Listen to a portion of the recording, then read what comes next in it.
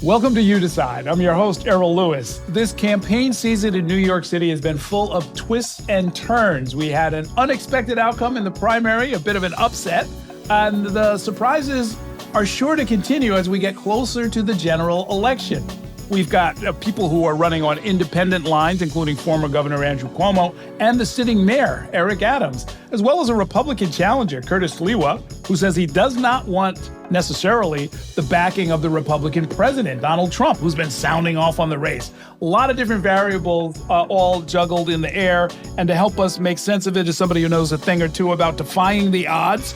Rebecca Katz is with me. She's been a behind-the-scenes force in some of the most stunning Democratic wins of recent memory. She helped guide Senator John Fetterman's win in Pennsylvania. She was part of Ruben Gallego becoming Arizona's first Latino senator. And of course, she was part of the successful campaign of Bill de Blasio when he won the race for mayor back in 2013. And most recently, she's been part of another success story that we've been spending a lot of time on, and that is the stunning upset win by Zohran Mamdani to become the Democratic nominee for mayor of New York City. And she recently wrote about a lot of this, an op-ed in the New York Times explaining what the rise of Mamdani means, not just him, but other young candidates, and what could come next. So we figured we'd sit down and get a little bit more of the explanation from this expert who seems to be on a roll. Thanks for joining me. Thanks for having me. It's good to be here.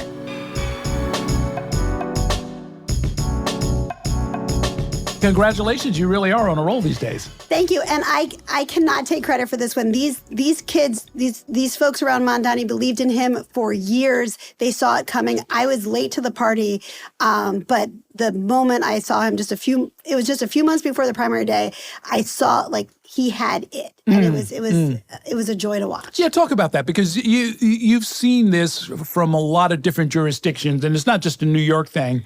But what you're saying, I think a lot of people saw. I interviewed him when he first got elected in 2020, and I was like, that's a pretty sharp kid, right? I mean, he's got that indefinable quality, but try and define it. What is it?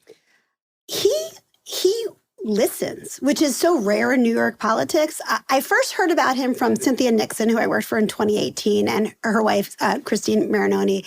And they just kept saying, Katz, you got to meet this guy. There's something happening here. And I was, maybe a little cynical, maybe a little old. And I didn't know how it was possible. And I remember seeing the video he did with Trump voters right after the election, where he's interviewing them on the street. And he just understood what they were saying in a way that many Democrats just could not get their head around, right? People saw something in themselves in him, and he gave them respect. He gave them appreciation. He listened. He was so different than what's out there. So I just kept kind of watching from afar. And then by the end, I'm let me get in here. This is great. And I had a very small role, but he is a remarkable force, and I think people will be pleasantly surprised. Compare this to the 2013 primary victory of Bill de Blasio. There are some similarities between the programs that they're pushing and sort of their approach to kind of capturing the imagination of the city, right? And people forget how likable Bill de Blasio was on the campaign. That 2013 campaign, especially the end of the campaign, was very fun, and New York City came alive. There was the whole family. Yeah, they're doing the smackdown. They're dancing in front of the cameras and stuff. Yeah. The governing part got a little dicey for a minute, but I would say that it was a joyous campaign at the end. And we built something. We had an incredible field operation led by Emma Wolf. And we got people to say that they wanted something more. And Bill de Blasio tapped in people who wanted universal pre-K. People knew about the issue of universal pre-K before they knew about de Blasio. We would send out postcards. Do you want to tax the rich, to pay for universal pre-K? Sign your name here. And that's how we started building our organizing list. And the Zoran Mamdani campaign did to a much larger degree. They got many more people involved in the process, but it was still issue-based, and it was still saying that the city is unfair, and it's hard for people who are trying to get by who aren't super wealthy. It's a very similar message. Well, I mean, the message is kind of obvious. Nobody would disagree, right? Because you could be, you could be broke or you could be a billionaire, and everybody wants more money, right? That's what makes us New Yorkers. But if you're not an organizer, you don't necessarily capture that, right? So, harvesting emails, getting addresses, going back to people. I mean, that's a critical part of this, right? Right, and finding people where they are. I mean, I think the biggest faux pas, I think, of his, of the challengers is that they disregarded what was happening online. Like, they just kept calling him like a social media manager, like this guy gets likes. They had no idea what was happening, right? And, there were many people who watched your debate when in real time during the mayoral election. There were millions more who saw snippets of it online after the debate, right? And that's something that when you are too old, or you've never really used social media yourself, you just don't understand. Right. So he built a campaign that was different from the normal mainstream Democratic campaign, and as an analyst I spoke to recently said he kind of had to do that. If you're the outsider, you don't have access to, you're not getting a bunch of union endorsements, you're not getting a bunch of elected people standing behind you, you're not getting a lot of what comes with being an established candidate. So in some ways, he kind of had to put this together. Right. But as an old timer, what I will say is anytime a candidate comes to you and says, we can win by expanding the electorate, they're not going to, right. Normally you say it's a short conversation, right? Thanks for coming by. Right. But they did it. They did the work. They really, they were able to get beyond the political news. Like, people were seeing them in all kinds of settings. Like, when he was talking about halalflation, that famous video, it was an eater. It wasn't just in Politico, right? Like, he was connecting with people in a different way so that what he was saying was resonating, and he started winning in these neighborhoods that had gone for Trump. Right. Like, he was bringing people back to the Democratic Party, and the Democratic Party should celebrate that. They don't have to align themselves with every single policy of Zoran Mamdani, but they should say, hey, this guy has tapped into something. Maybe we should be curious and find out more about how he's doing it. Yeah, no, I liked in your op-ed the use of the word curious, saying like, look, Democrats should at least be curious as that. You don't have to do it, you don't have to match it, you don't have to duplicate it, but you should at least be a little bit curious. I asked some of the party leaders, the Brooklyn chair in particular, were you at least, a little curious about this? And the answer is no. I mean, the fastest thing to do is to just kind of say, let's all just get on board. And that's what a number of the unions, a number of the political organizations are doing. Does that threaten, though, to maybe change the culture of the campaign? I mean, listen, when you're mayor, you have to be a mayor for all New Yorkers. So maybe it changes a little bit, but you have to bring more people in. You have to have more people feel seen in your campaign. Zoran Mamdani did a great job of making people who never feel seen by politicians feel seen. But now you got to get to all the people who usually feel seen, and you got to make them feel like there's a place for them too. Right. And I do think it's important to have a mayor for everybody. And I think Zoran's trying to navigate that. There's a lot of very demanding people who want a lot of attention. And, I think it's going to be a long few months until the general election. Well, the billionaires who want a warm hug apparently are not feeling very loved by the candidate at this point, because he's met with them and said, look, I want to be everybody's mayor. Right. I want you to succeed. But, if you push me too far, no, I'm not going to kiss your feet. Right. And he knows what he stands for and what got him elected. So he's not going to compromise his values. But I think he will listen. Right. And I do think there was... In 2013, after de Blasio won, there was a lot of disdain from de Blasio to the business community. It was pretty icy. I think it's going to thaw a little for Zoran, just because I think he is a listener. Right. I think he'll have a different approach to it. Okay, we'll see how that all works out. Now, let's talk beyond New York. The Fetterman victory in Pennsylvania, there was a lot going on in that race, and from a distance, it seemed like an unlikely victory, actually. How did that succeed? Why did he succeed? I mean, that was hard. And I can just talk about the campaign a little bit. Obviously, a lot has changed since then. But people saw themselves in him. You know, like he had one of the roughest debates in history, I would say, up until the Biden debate. And he got universally panned by the elites. Everyone said it was terrible. But we heard again and again in Pennsylvania, but he showed up. Right. And I think Democrats in particular don't understand how much that matters to people when you show up to their community, when you show up to try and do your job. And it was, I mean, we had one curveball after another in that race.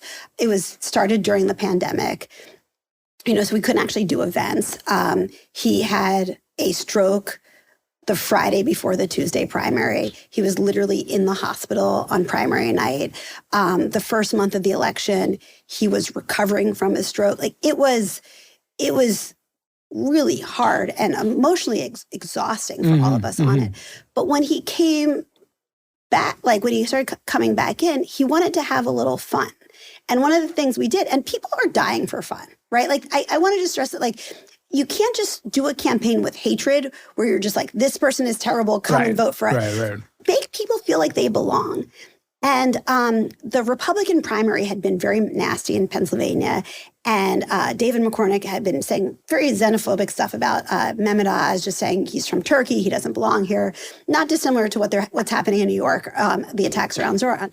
But what we did is instead of saying he's from Turkey, we said the truth. He's from New Jersey. Yeah, even worse, right? right. And that you know, and that came up in a Philadelphia focus group. This guy from New Jersey, he has a house, and it's just like you could have so much fun. And that's when the cameo from Snooki from Jersey Shore came in. That's when we rented a plane that over the Jersey Shore that's like, you know, that says we love Mehmet Oz, like whatever it is. It's we had fun with it, right? And I think Democrats have been forgetting that, like, because the world is a very scary place right now. And what people forget is in 2022, I guess that was, we started having what we call like New Jersey summer happen right after the Dobbs decision, right when people felt like their voice had been taken away and going back, you know, their rights had been taken away. We were just like, okay, is there anything else we can talk about? Because the world feels bleak right now. Sure. And I think Zoran kind of rose after the world felt bleak about Trump. Like, people want something to believe in. Right. Is that will that resonate nationally, do you think, that same idea? Because I once in a while will dip into, say, the Washington Post, which has excellent coverage of what's actually happening in the District of Columbia with federal workers and stuff. And it's just grim. Yeah. I mean, there's things that are happening on the Supreme Court shadow docket that are giving a green light to mass firings and disruption and the crippling of agencies that are critical for a lot of people's lives. And, you know, it's getting broken in ways that it's not necessarily going to be easy to put back together again. I think voters want a fighter right now. They want, so I talked a lot about fun, but I think the other thing is they want someone who will get in and do the job. And I think be wide-eyed about what kind of world we're living in right now. And I think that's important. Like, weak Democrats are a thing of the past. I think right now people are really looking to have someone represent them who will fight. And that's not a left versus center thing. That's a, like, are you ready for the battle ahead or not? Right. And I think in 2026, we're going to get more Democrats who are understanding of this. Now, does fighting mean, you know, going on MSNBC and, you know, kind of creating viral moments, or does it mean, you know, figuring out a combination of legislative and litigation and policy strategies that are designed to? It's not one thing, right? Like, you have, first of all, some of these viral moments you do it to get people engaged, right? Like, you need to have people see what you're doing, because sometimes the Democrats really fail at getting the microphone and getting attention, right? Like, it's like you got to take, for years under Biden, I felt like we didn't use the bully pulpit well because he didn't speak well, right? So we missed that opportunity. We didn't have someone doing that. I think you need to get more people in the process. I think we need to understand what we need to do. And then when we regain power, we need to fight back. If you look at what we were doing under Biden, we were trying so hard to make people feel like they were part of the process. We had a bipartisan infrastructure bill that had just a couple of Republicans on it, but we wanted to share we're all part of this bipartisan. Republicans, they don't care. They want a big, beautiful bill, and they don't care. Like, they don't want any Democrats, right? Democrats haven't learned how to fight harder. Like, it's like the era of Trump happened and we didn't get tougher. They're not playing by the rules. We're still trying to like get the attention of the teacher. Like, this person's doing something wrong. Like, they don't care. And we have to learn that, like, we have to fight harder and we have to protect our interests more. So. Well, in practical terms, as the Democrats try and take or retake control of the House of Representatives, there are a bunch of people in marginal districts or in swing districts, if you want to call it that, where they want to appeal to crossover voters. They want to appeal to some Republicans and independents, right? So, I mean, we both know Hakeem Jeffries, the minority leader in the House. You can almost visibly see on his face that he's thinking, okay, how am I going to get the 4 or 5 or 10 seats that I need to get a majority if some of the messaging is going into a place that's not going to sell everywhere? But here's the thing. Ruben Gallego outperformed the top of the ticket in Arizona by the new senator in Arizona. The new senator from Arizona by 8 points. 8 points. And he didn't have to compromise his belief. He talked about what he believed in. And he got Trump voters. He got Trump voters who said, I don't agree with you on everything, but I know where you stand. Right? And what Democrats are forgetting is, like, voters want someone who they want an elected official who believes in something. You don't have to be a carbon copy of the district, but you have to understand the values of the district, right? You have to, they have to feel connected to you. And I think we have really struggled with being relatable, right? Like, Democrats need to be more normal. It can't just be, here's a poll tested language, or I won't do too much on it. Like, you can have an area where you disagree with your voters, but you have to be able to explain it in an easy to understand way. Have Democrats been too quiet about some of the outrageous actions that are coming out of the Trump administration? Because they're going for outrageous, right? I mean, when you snatch up people and ship them off without a hearing, to a prison in Colombia or in El Salvador, where they're saying these people are never going to leave here. When you've just walked over due process, when you're arresting judges, when you've got ICE agents trying to snatch up 3,000 people a day, whether there's just cause or not, they're basically daring somebody to stop them. And yet the reaction from some Democrats at least seems to be, this is going to cost them next year in the midterm. So, like, let's just let them do it. Right. I mean, I will say Democrats don't have a lot of power right now. I would say you need almost like teams of people on different issues. Like, the Trump being out of office for 4 years was almost detrimental when he comes back, because they had spent so much time planning that they kind of came in, and Democrats were so used to the slowness and the, like, trying to get Joe Manchin or Kyrsten Sinema to do one thing, that it was like whiplash, right? And they just, the shock and awe of it all, they just were not prepared. But they do need to have a better way to communicate, and they have to have, I would say, like, almost like team captains on different issues to, like, own issues and be on TV and understand the media environment. One of the problems with some of these older elected officials is they're not native to any of these, like, platforms. So they think like a cringy Taylor Swift like clapback is the way to be on Twitter. You know what I mean? Like, they don't. This isn't natural to them, and we need people who understand it, whether it's Ruben Gallego or John Ossoff, or, like, there are members out there who are comfortable on certain platforms. We just need to get them to keep going. When you talk about some players here and there who are good or are native to some of the newer platforms, what difference will that make in the next presidential election, if we can jump out that far? I mean, sure, there's going to be more people who grew up on these platforms and saw these politicians. Like, AOC is a great example of someone who has a whole, like, network of people who listen to her and probably follow no other politician, right? And that's why these people who are, like, distancing themselves from Zoran, you don't have to agree with everybody 100% of the time, but he has a huge audience.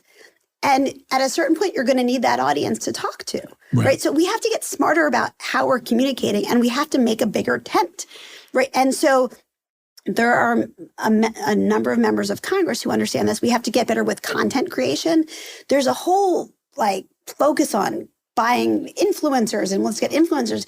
I worry that we're just talking to ourselves a lot, and we need more, like, democratic content out in the world. And that is something that I think Republicans have done a much better job at. Oh, that's interesting. Now, what about the scenario, and you'll remember this, In 2020, it's the height of the pandemic. The City Council of New York is passing a budget. There are a lot of reform ideas in the air. This is the summer of the George Floyd protests. And the City Council decides we need to take some money out of the police budget, right? They had to cut a lot of budgets. Right. But when it came to this one, it got special attention. And somebody came up with the sassy slogan, let's defund the police. They didn't really do it in that budget. What they were actually talking about was reorganizing it so that certain kinds of emergency calls would be greeted by, say, a trained social worker as opposed to a man with a gun, right? It all kind of made sense. The slogan was a little inaccurate, but inflammatory, politically useful to some at that moment. I had no idea it was going to become a national rallying cry and a club that would be used to beat up on and actually politically defeat Democrats all over the country. So there is a valid concern, right? If people say, look, if we have this guy, we love Zoran Mamdani, but the fact that he calls himself a socialist, I can name 5 districts where it will be the kiss of death. Republicans are already fundraising off the fact that this socialist seems to be rising politically in New York.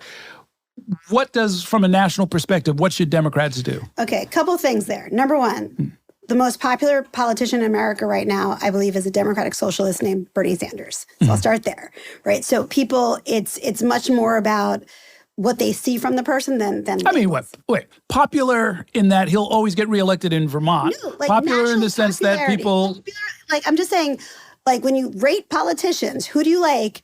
People like Bernie Sanders, right? Okay. I know Washington does it, but I'm just saying average people, this goes back to what I was saying in the op-ed about being curious. Bernie got a lot of people excited about him in 2016. We never wondered why. Democrats never asked, what is he tapping into? So some of those voters went to Trump in 2024. Just something to keep in mind. Okay, that's number one. On defund, I don't think any Democratic members of Congress, except for I think 2, said it. And neither one of those people were reelected last cycle. I think it was Jamal Bowman and Cori Bush. I think were the only Democratic members of the entire Congress who said that. Okay, but what happened to Democrats is that they got completely on their heel, like on defense, and they never were able to go on offense, right? It was a loser issue for them. They didn't explain it correctly. It was there were too many pieces of it. It was too much new. Like it was just a loser issue. Right. Well, it sucks as a slogan because you have to explain it, and the whole idea is that you're not supposed to have to explain a slogan. If you're explaining, you're losing, right? If you're explaining a slogan, you have the wrong one. What I will say, what Zoran did, what other Democrats should model, is that usually the number one issue you're talking about is crime, right? That's always that comes up. This is the number one issue. Zoran wanted to talk about affordability, talked about it every day, and eventually it was all about affordability. And I think that's a lesson for Democrats. Like, the polls are not static. Just because you poll at the beginning of a campaign and says crime is the most important thing does not mean that that is what it's going to be at the end of the election, right? And Zoran's campaign was able to move the dialogue because he was relentlessly on message. Sure. Well, and from a communications perspective, that was a beautiful thing to watch. I mean, look, politically, I always thought it made sense because, crime, while traumatic, is something that might happen 2, 3, 5 times in your life. Right. Whereas being unable to pay your bills happens every day, over and over and over again. And I am not trying to say that crime is not an important issue. What I'm trying to say is that we can't define every election by just crime. That people think about a lot more than just crime. And any focus group from Pennsylvania to New York to Arizona, the thing that I saw more than ever is that people can't pay their bills. That's it. That's what keeps them up at night. They're not worried about, like, who's playing what college sport or whatever it is. They're worried about how they're going to pay their bills. And they're worried about their kids and things like that. And I think we have to talk to voters. No, you can avoid a burglar. You cannot avoid a bill collector, right? I mean, like, it's just real life. It's hard out there, and everything is getting harder. And there just doesn't seem to be as much empathy there or solutions. And we should have more solutions. Yeah, interesting. There's a question on the table. I just interviewed Governor Cuomo, as you know, this week. I'm sorry. And no, it was fine. I love talking with him. But he was doing something that I saw not work for Hillary Clinton in 2008. I saw it not work in the primary for New York City mayor, which is to say, yes, affordability is an issue, but these things that he's proposing, either he can't do them or they're not going to get the job done. And I'm thinking to myself, it's like, well, I never thought the 5 grocery stores was going to cure hunger in New York, and it was never portrayed that way. It seems more valuable as a symbol of somebody who's going to try and fight for you on an issue that you care about, and that's good enough for a vote. So there's no point in sort of saying this is impractical, because I don't think that's going to change any votes. Well, I There's a similarity here to 2013, where when the New York Times endorsed Chris Quinn over Bill de Blasio, one of the things they said is because pre-K was like pie never in the happened, sky. right? It could It'll never never happen, right? Right. And like things happen when there's political will for them to, like when the public wants something to happen. Yes, a lot of things have to happen to go through Albany, but guess what? Zoran Mamdani was a legislator in Albany. Like he knows some people. Nothing is impossible. Right. And I don't know what's going to happen. I don't know who he's going to appoint or what the first 100 days are going to look like. But if he is able to keep up this energy and goes and is elected with a real mandate, just like he was like nominated for the Democratic Party with a real mandate, he can come in and there will be political will to change. Sure. And I think we have to try. Yeah, I'm so sick of everyone saying we can't have nice things. Right. Look at what's happening. Do you think this is a good idea? Like, do you think people should all be priced out of the city? Instead of politicians mocking what is happening in New York and calling people they don't like team gentrification or this or that, like, let's make New York City a more livable place for everybody. Like, sure. Shouldn't that be the goal? Well, I mean, look, to the extent that this is a generational issue in a lot of ways, there are people who are bringing different experiences and different styles of political activity to the table. And I am struck by the fact that Mamdani was first elected in 2020, and this is right on the heels of that 2018 wave that brought in a lot of people who displaced incumbents. 2022 sort of continued the trend in a lot of ways. And then even outside of the city, you start seeing Michelle Wu get elected. You see Brandon Scott get elected in Baltimore. You see, in Chicago, you see a lot of incumbents basically getting chased out. And that suggests that New York, everything else aside, putting aside all the other variables, New York seems to be ready for some generational change, and in fact demanding it politically. Yeah, I think voters are hungry for fighters. I think they want people who understand the moment, and I think having elder, elected officials keep saying like, no, like be patient, like it'll all work out. Yeah. And these young millennials came up, who are the bulk of, the people right now, like basically they came up to the 2008 financial crisis. They said, nothing has gone well. The pandemic, it has been hard. So for all these older people to say back in my day, and it's like, actually, your life was completely different and your life was easy. Right. And these coming up now, life is hard. And there's been this disdain from our elected officials, you can do it, just it's the American way, work harder. And people are working 2 or 3 jobs and they still can't get ahead. Sure. And going back to my Arizona candidate, Ruben Gallego, he interrupted an ad shoot, not to just on cost, not to just say, the costs are so high, but he wanted to say, and it's not your fault. Right? Because he said people are trying. And nobody can see them. But he was a kid who grew up single mom, who worked his way up to get into Harvard. He understood how hard it is to try something, right. and to still not get ahead. And I think empathy from our elected leaders and an understanding and clearly stating what you're going to do is important. You can trash Trump all you want, but whether it's Make America Great Again or no tax on tips, the man knows how to deliver some lines. And we have great plans, but if we can't articulate them in less than 10 seconds, in this day and age, we're not getting anywhere. I know it's too soon to spend too much time on it, but in looking at the field for 2028, I think I saw at least one. It was a discussion, and there might have been a poll attached to it about Kamala Harris, who seems to be leading whoever's names are being thrown into a bucket right now. Is she viable, do you think?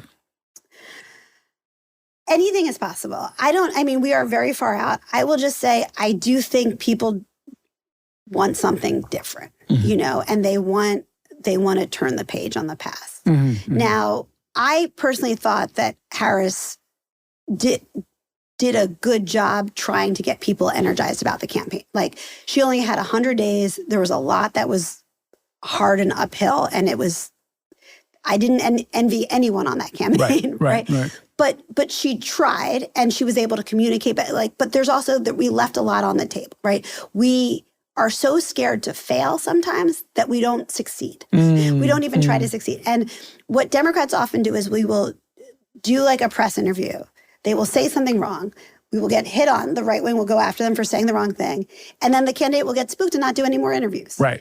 And that is like Tim Walz, who was a great interviewer before, got kind of sidelined. And so, like Kamala Harris's 2024 campaign was so much more energetic than her 2020 campaign. Sure. So who knows what's going to happen in 2020. But I just think people want something different. Whatever happened to when she first, it was a very unusual circumstance. But once she became, it was clear she was going to be the nominee. And there were these Zoom calls where like 30,000 people would spend 2 hours, and you, by definition, where all of them are. By definition, you can reach all of them at the push of a button. Why did those stop, number one? And why wasn't that the kind of the surge and the organizing infrastructure needed to win the election? Because those people were already voting. We had those people were already going to vote for her. And I think it was great that they were involved for the first time. And I don't want to that's a great thing to happen, like get more people involved. But you can't have, and no offense to New Yorkers, but you can't get a bunch of New Yorkers coming in buses to suburban Philadelphia and say, you should vote for this person. I like that, like you have to get those other voters. This is something the Zoran campaign did very well. They were able to get new voters engaged. I think they didn't go to enough non-traditional places and get those voters engaged. They tried, but the Trump campaign just had a much wider network of especially with men, just getting them. Yeah, they're going to barbershops and picnics and cookouts and all kinds of stuff. They had. Democrats were good at winning the inside war. I remember the example I always think about is when Trump came to the Bronx, and he had, I think, 100 or 200 people, and it was like some event in the Bronx. And I remember people were mocking him. You can only get 100 people. Like, why are you coming to New York? And my teenager comes down and said, did you see that Trump was doing an event with Sleepy Hollow? I was like, I don't know who Sleepy Hollow is. He's a rapper. Like this whole thing. And it had that moment wasn't for the 100 people who were there. It was for the millions of people who were seeing it on social media. And the Democrats just missed the whole thing. They just missed it. No, that's right. It was in the middle of his trial. I remember that. Because that's the only place he could go, to the Bronx. They'll stay in the city. Yeah. That's wild. Well, I mean, look, if some of these lessons are learned, we'll be seeing campaigns that are unlike or more like the Mamdani campaign and less like the Harris campaign, is what you're saying. I think the Harris campaign tried. I think they did things that the Biden campaign could have never done. But I do think we have to keep trying new things again and again and again until we figure it out. Am I in the hopeless, useless minority that thinks that just based on the policies and on the economic performance of the country that Biden was still competitive? I wasn't sure. I was never that sure that he should have dropped out. It could have been a bloodbath for the Senate too. Like I do think he would have pulled a lot of people down. We had a lot of tough races that Senate candidates pulled out. And I'm not convinced that many of those races would. My sense of it is, would love to get your take on this, is that some of how people reacted to the fact that, he's an old man. He's 4 years older than he was when we elected him. I thought everybody understood that would happen. Is that if you've had elderly parents or grandparents and you've been around them, then you understand that they're gonna lose a step here and there. But they're fundamentally the same person. They have the same judgment. It might even be a little bit better as time goes on. And that, nervous tics like, nodding out or being a little slower to react is not a big deal. I think not everybody believes that. And I was a little surprised at what I considered sort of ageist kind of torrents of criticism saying like, look at him, he looks old. And I'm like, well, yeah, I mean, I knew he was going to get older, didn't you? But when you're getting older, you never get better, right? Like when you're at that age. So when you're over. I mean, but better at what? He's not running marathons, better right? At communicating, better at judgment, better. Like it does. Like to me, when Fetterman bombed his debate, right? We went into every single media market in Pennsylvania and had him do like town hall style interviews on TV. Like we had him on The View. Look, everybody, he's okay. And when the Biden team first reached out, they're like, hey, can you go defend Biden. I said, sure, like, let's give it a whirl, but you got to get him out there so people can see that he can do the job. And they couldn't get him out there because he couldn't do the job. And it was a complete like dereliction of duty that he, like, from him to have been running in that race, that he couldn't compete the way that we needed someone to compete. It is people who keep thinking that an office is theirs or an appointment is theirs. Well, I mean, that's the problem, right? That's the root of the problem, is that if he had given, say, some kind of a true command to the people around him that he trusts and say, look, if you really don't think I can do this, please let me know. I won't fire you. I won't ignore you. I'll take it seriously. But that's not who he was. And when you're the most powerful person in the world, it's kind of hard to find people who are going to tell you no, right? But imagine how different this world would be if Ruth Bader Ginsburg and Joe Biden retired when they could have. Well, the Ginsburg thing is a bitter pill to swallow, and she undid essentially her life's work. You talk about, by staying but so too did long. Biden. Yeah. But so did Biden. You talk like the most important thing he said he brought was that he defeated Donald Trump, but he gave us this Trump too. Wow. Right. Wow. So between the two, like, yeah. great, but like Cautionary tale. Like, look at what's gonna this life for all of us. Like, you could have retired. Is it that hard? Yeah, right. And as it turns out, you got retired anyway, right? So yeah, you'll be on the same beach with the same grandkids. And okay, well, let's end on a note of hope. Okay. What's the? Well, you know what? How about let's start with a prediction. What do you think is going to happen in November in New York City? Well, I've learned to never predict what happens in New York City because there's always something kind of crazy happening. But I do think Zoran Mamdani is going to be the next mayor. Gonna knock on wood there. I think he's running a good campaign. I think he's getting more people in the process. I don't know what all this money in politics is going to do. Like, New York City has these amazing campaign finance rules, but then you can just you're just one billionaire away from it just all kind of imploding. Right, and we have like 123 billionaires in New York. Right. So I think there's a cynicism from voters that negative attacks don't work the same way. So who knows? But I do think Zoran will be the next mayor of New York City. Okay. But I'm knocking on wood because I don't. And along the way, right, there will be twists and turns. And that's why we want people to keep listening to you decide. We will help you as best we can with as much analysis and insight as we can provide. And I thank Rebecca Cash for providing this week's installment. That was fun. Thanks for having me. Absolutely.